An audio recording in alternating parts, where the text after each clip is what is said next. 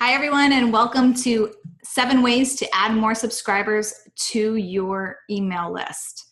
I wanted to do a quick webinar to really go through each of the 7 steps and discuss some of them. We're not going to go into detail on really how to create your landing pages or all, the technology aspect of it, but I did want to cover each of the steps before you go through some of the worksheets and checklists that are included in this module.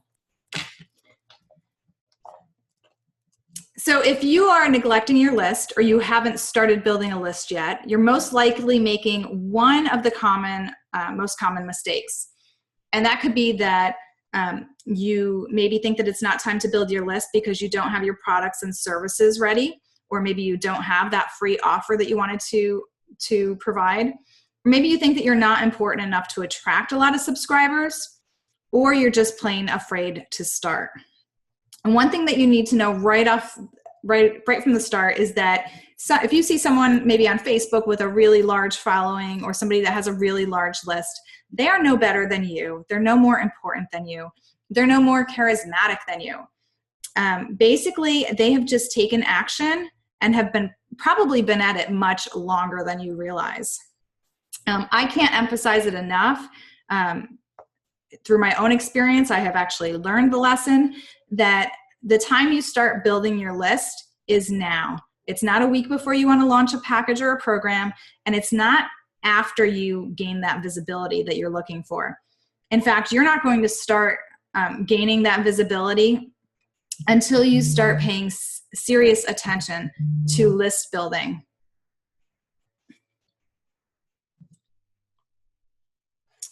So your email list isn't a list of people that you're just going to bug with emails. A list is the people who are your fans. They are those people that believe in you. They look to you for answers and solutions.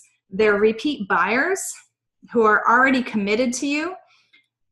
They are the list of people that support you, they like you, and they are happy to tell others about you. Your email list is the single biggest business asset that you own. Now, building your community can start one step at a time. And the first step is realizing that it's not about selling. A lot of people assume that when you build a list, all you do is sell to it. But really what you're doing is providing solutions. You're offering a solution to some of their biggest problems. You're providing friendship and support. You're providing encouragement. You're mentoring them. And the sales piece is just a really small part of that. The bottom line is it's about connections. As we all know, people do business with those that they know, like, and trust. So if you're building relationships over time and you're nurturing those relationships, people are going to refer you and they're going to buy from you. So here's how it typically works. Your ideal reader searches for a solution to a problem. They come across maybe a blog post by you or a resource that you put out there, and then they discover your website. Or maybe they discover a boosted post on Facebook. So they sign up for whatever that solution is. They opt in to your list because they want to stay in touch with you. And if you wow them with value, you're going to become important to them. They're going to watch what you're doing, and you're going to be very relevant in their environment. Now, if you haven't yet created a list, this person may find you by accident.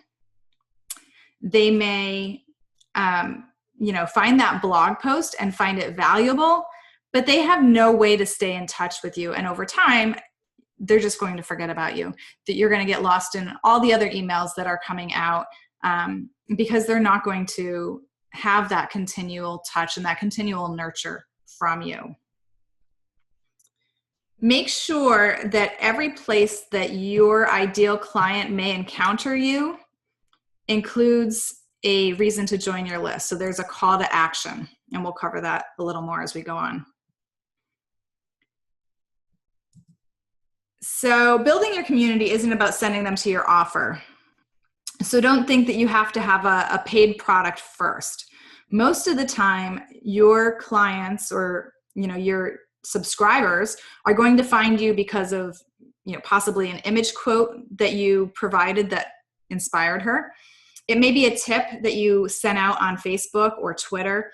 It could be a post that you shared, and it might not even be your own. It may be a resource that you found online and thought would be valuable. It could be even something like a joke or a cartoon or a meme. They actually go over really well on social media. They also connect with you because of your story on your website or your about section. If you have a story that really resonates with somebody, you're going to build that connection. And then if you've shared a great introduction, you need to build that relationship. You need to nurture it by giving your ideal client or followers a good reason to continue watching you. And that's usually by providing answers or inspiration. You might be providing tools and tips or resources that are helpful for her. You may be just providing inspiration and encouragement or even instruction. The real reason that people are going to follow you is because they're going to learn to trust you.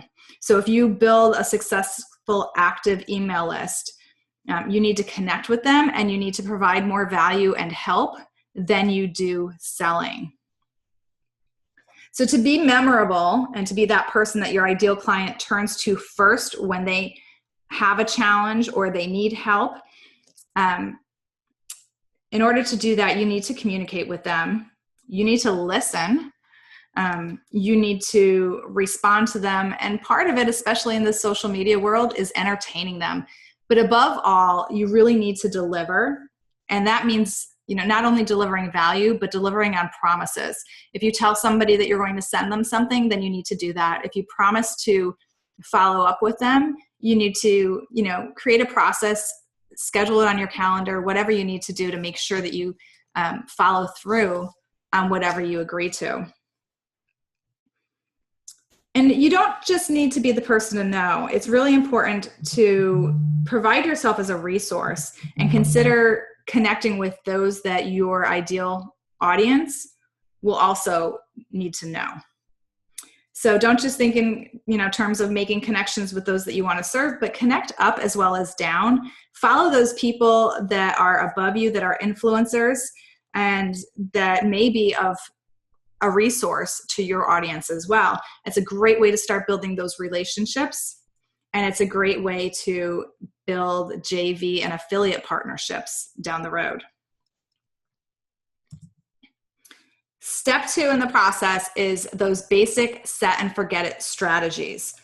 So, one of the, I guess, mistake number 2 on this list is that people go all out in their list building strategies before they really take care of the foundation. And we talk about that a lot. We talk about that in systems and just in business in general. You need to have a solid foundation before you go on to the next thing. So here's a list of some of the basics to take care of right away. And we're gonna cover each one of these, but it's a professional autoresponder subscription. So you want to have a service to handle your autoresponders. You want to be able to create landing pages and opt-in boxes. You want to have a website pop-up opt-in. You need to create an incentive. And your incentive could just be a free checklist. It could be a workbook. It could be a video series. It's really up to you, but it should provide value to your list. It could be a basic email series. You should also have your Facebook page with a sign-up tab. You can use a Twitter pinned post. You should have a signature in your email with specific links, and that could include a link for your resource or your opt-in page. And also in any bio or resource boxes that you have, especially on social media, you can provide a link there that will help with list building as well. So let's cover each of these really quick. When a professional autoresponder subscription, I personally use ConvertKit, but you want to sign up with a reliable, fully featured autoresponder. What I love about ConvertKit is that I can create landing pages, I can do a pop-up box, I have my autoresponders, my broadcasts, I have tagging and automation all in one service. That is something that I really recommend. I like having something all connected. There are other popular services out there, Aweber, MailChimp, GetResponse. They basically do the same things. But what you want to consider is the list side and room for growth. Most of these services are going to charge based on the size of your list. Usually 0 to 1,000, 0 to 2,000 is one pricing structure, and then it goes up from there. So depending on your list size and your potential for growth, you want to consider that. You want the ability to export your list for a variety of reasons. One being, if you ever have to switch providers, you want to be able to import your list and not lose it and have to start from scratch. List segmentation is really important. You want to be able to segment who opts in for one offer versus those who are active clients, or maybe segment one list and then be able to market to that list later when you have a product that is in line with the free offer that they opted in for. And then you want to consider integration with other services. So one of my issues when ConvertKit first came out was they didn't really play well with a lot of other services. I got in when the program was somewhat new, and I did have a struggle in the beginning because, for instance, they didn't integrate well with PayPal, or it didn't integrate well with membership software, all of which have basically evolved since then, but it is something to consider when you're searching for an autoresponder service.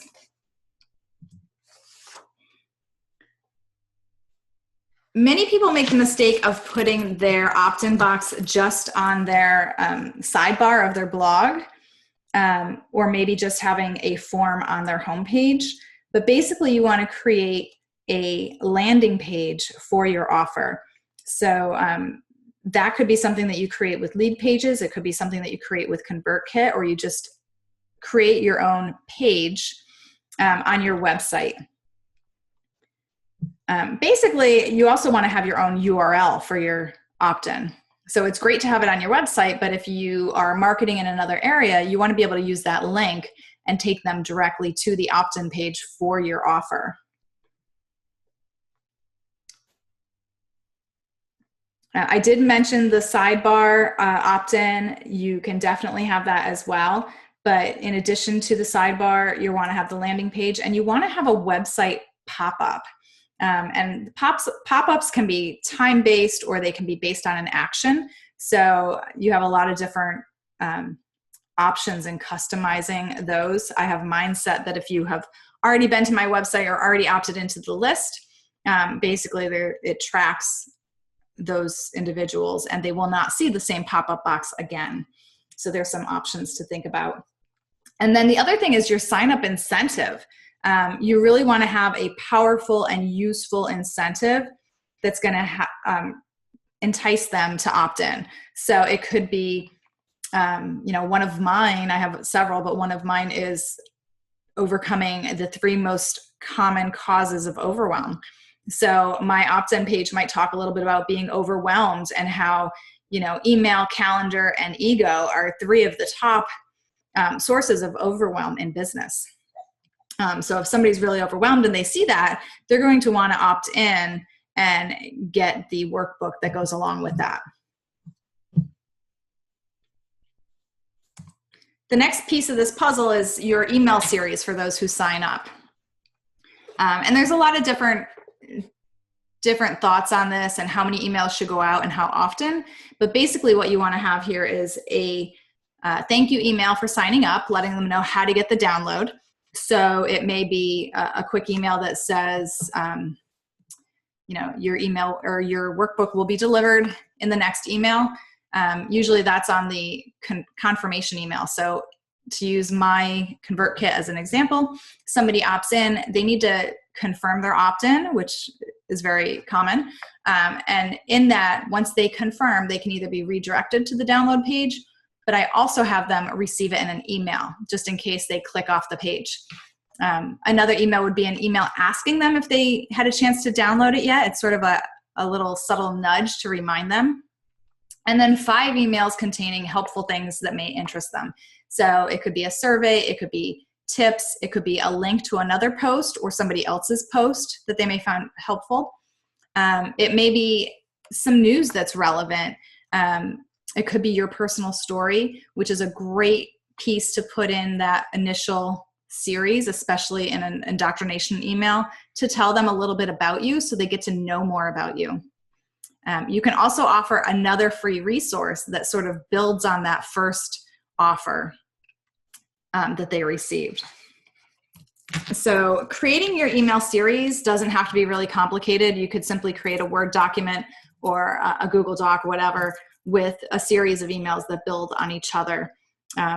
Usually, if you're going to have a call to action in them, you want to have a few emails that are specifically content and value driven before you get to that offer. And you may have an offer that's more of a soft offer, and then the very final email that you send them would be more of a hard sell. And we could talk in more detail if that applies to you. The next piece is your Facebook page. And one of the things I want to say to that, especially if you're new in business, is you have to have a Facebook page. To be honest, most people don't even search the web anymore. They go straight to Facebook and search for someone. So if you do not have a website, create a Facebook page first. That should be your priority. And don't overlook the option to put a sign up tab on your page as well. So this is a screenshot of my business page. And I have that listed there to learn more. And that's going to take them to the sales page for, I believe it's connected to my 3 common causes of overwhelm. So they can click there, they can get the download, they get right on my email list, and they start hearing from me. In addition, that actually takes them to my website. So when they click on that link and they go to my opt-in page, they will have access to my website as well. One of the things with a Facebook page, it does sort of depend on your business, but I find most of the people in the academy, or most of my clients, would actually set up their business page as a public figure, as opposed to maybe consulting services. Because really, in this day and age, you are your business. So you may be a virtual assistant, you may be a coach, you may be a graphic designer, whatever it is, you are the business. And so you really need to create visibility as yourself and provide value as yourself so that individuals can get to know you and trust you and then do business with you. Another way to build your list would be your Twitter pin posts. These are a couple different ideas. Using a pin post in Twitter, you can create a digital signature. So your email signature, you can always have a link there to your offer.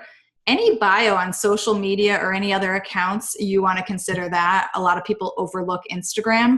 You can create a link and put it in your Instagram bio that leads them to your offer. You can also add a URL on your business card. You could use a bit.ly, bit.ly link to shorten that URL and just add it to your business card. I've actually done that on my business cards as well. You could create a call to action on your blog posts. Honestly, at the end of every blog post, I have a call to action. And so there is an opt-in box at the bottom of every page. I actually have my blog set up to default to a specific opt-in so that there is always an opt-in there on my page. And then any live video. Facebook Live is really big right now. It is probably one of the main sources of building that following and visibility right now. And so at the end of every video, there should be some call to action, even if it's like, hey, leave a message below, or, you know, if you can resonate with this, drop a 1. That's a big thing right now, just to create that interaction. And then you can follow those individuals. You could reach out to them and connect with them. The next thing is perfecting your pitch. That's sort of step 3 in this process. And it's really about that landing page. So a powerful landing page with a focused message can almost instantly capture more subscribers than any other message. So a landing page is simply a page that is focused on inspiring the person to take action. So it could be to sign up for your email list. It could be to sign up for a free webinar, to get a free resource, maybe even just to subscribe to your newsletter. But in short, it's one specific action that you want them to take. So it doesn't contain anything except your message and call to action. Plus you may have a video or maybe an image, But it doesn't contain more than one link. It doesn't contain tabs or anchor text. Anything that's going to take them away from that page should not be there. So the best way to decide if you have a strong landing page is just to follow this checklist here. You want to include a powerful headline that identifies something that is a problem for them and promise them a solution. You want to tell them what to do to get it. So you want to say, enter your name and email below, and you want to put a call to action that is very visible. So you basically want, a large buy now button or download now, some kind of action word that is going to let them know that they'll be receiving whatever that item is immediately. And instant download is really the secret to all this. When somebody lands on your page and decides they want that workbook, they want it now. They don't want it a day or two from now. They want to have access to it immediately while it's, front and center in their minds. You want to make just a few other tips on your landing pages. You want to make them easy to find. So if your URL, some people might have christinemorris.com/workbook. You want to make it specific to whatever the free offer is, and you want to make it easy to find so that when they Google it, those search results will show up. So again, you want to use your right domain name. For a lot of people, that could be your own name if it's available, or your business name. And finally, do make sure that whatever gift or incentive you are offering is top quality, it is valuable. Make it, that irresistible gift that you can offer them, even if it's only a tip sheet. It can be something as simple as a one-page sheet, but it has to be valuable to them. It has to speak to their pain point. It's really about creating the right incentive for the right person at the right time. So over time, you're going to have several different offers that you're going to be building out in your business. Step 4 is your daily list building activities. Growing your email list should be a daily priority. One of my mentors once told me that you are a marketer first. So no matter what it is that you do in your business, if you're a VA, you're actually a marketer first. You need to sell yourself and you need to sell your business. And in order to do that, you need to build those relationships. So it's not something that you do once. It's actually a process, and it's a daily process that you need to get into the habit of doing. So some daily actions or activities that you can take would be like writing a new blog post or writing a new broadcast. You can write a new email series. You can create or share a landing page for a new mini course. You can do Facebook Live video. You can update your pinned tweet. You can update your profile photo. You should actually have that pretty consistent across all platforms so that people know how to reach you. Other activities you can do would be like writing an article, submitting that, maybe doing a guest post on someone's blog, even creating a survey. If you're new in business and you're really trying to figure out what is important to your ideal clients, create a survey and hear from them what it is that their biggest pain points are. Whether it's a 5-minute action or if it's something that's going to take up your entire day, you need to keep in touch with your fans. So you really need to nurture your list and grow your list on a daily basis. And build time to it into your daily schedule. I'm sure you're not surprised to hear me say that, but schedule in those activities. Even if you only have your 3 priorities for the day, make sure one of those involves nurturing your tribe. You should also follow influencers and share their posts. Often they have information that's very relevant.